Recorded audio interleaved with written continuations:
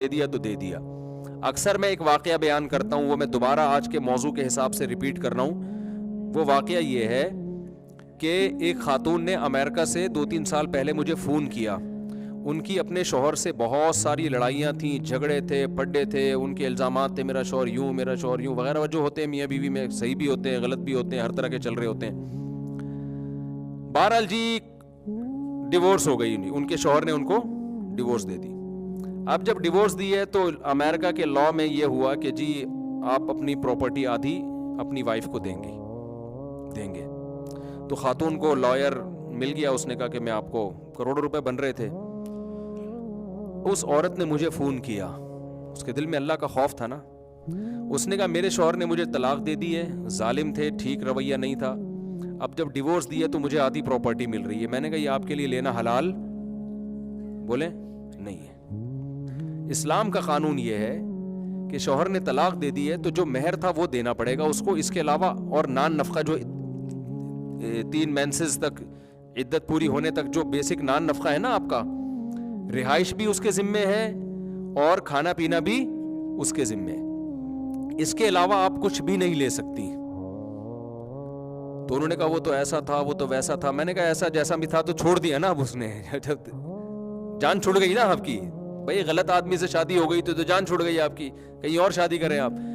لیکن یہ نہیں ہو سکتا کہ وہ آپ کو آدھی پراپرٹی, وہ امریکہ کا لا ہے, وہ اپنے حساب سے جو مرضی قانون سازی کریں. لیکن آج جو میں نے بیان کیا نا وہ یہی سمجھانے کے لیے کہ بھائی کہیں بھی کوئی لا ہے, سب سے پہلے آپ نے کس کو فالو کرنا ہے, اللہ کے. تو اللہ کی نظر میں وہ آپ کے لیے حلال نہیں ہے. اس نے کہا بھائی میرا لائر کہہ رہا ہے یہ تو میرا شوہر دے گا. میں نے کہا دے گا, آپ کے لیے حلال نہیں ہوگا, وہ آپ کو لے کے بھی واپس ہی کرنا ہے. آخرت کا اگر خوف آپ کے دل میں ہے تو انہوں نے پھر کہا کہ ٹھیک ہے. میں کہہ رہی میں نے پوچھا ہی اس لیے کہ شرعی طور پہ یہ حلال ہے ہی نہیں. تو مجھے لگا کہ میری تاریخ میں ایک عورت ایسی ہے میری زندگی میں جس نے کروڑوں روپے ٹھکرا دیے. کس کی خاطر؟ خدائی قانون کی خاطر. میں نے ان خاتون کا واقعہ کئی بار بیان میں سنایا ہے. تو یہی ہم سمجھانا چاہ رہے ہیں. اور اللہ کا, میں نے کہا یار اس کا میاں کتنا فضول آدمی ہے, اتنی نیک عورت جو لاکھوں روپے چھوڑ رہی ہے, کروڑوں روپے چھوڑ رہی ہے, کس کے خوف سے؟ تو بتاؤ وہ شوہر کا حق نہیں اللہ کے خوف سے ادا کرے گی؟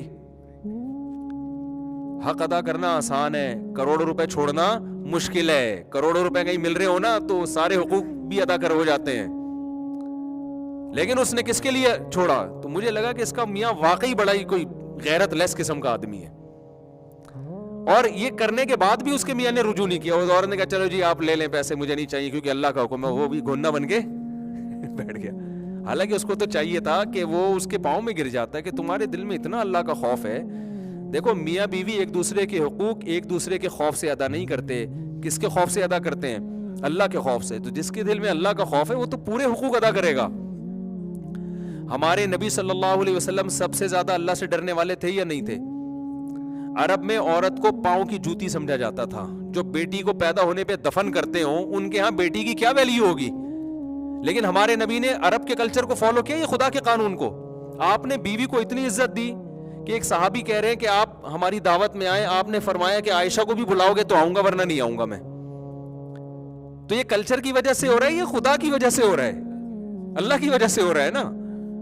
عرب کیا کر رہے ہیں کہ بیٹی کو زندہ دفن کرتے ہیں, غیرت کا خامخواہ کا مسئلہ بنایا ہوا. ہمارے نبی اپنی بیٹی کی بیٹی نواسی, ان کو آپ نے کندھے پہ بٹھا کے فرض نماز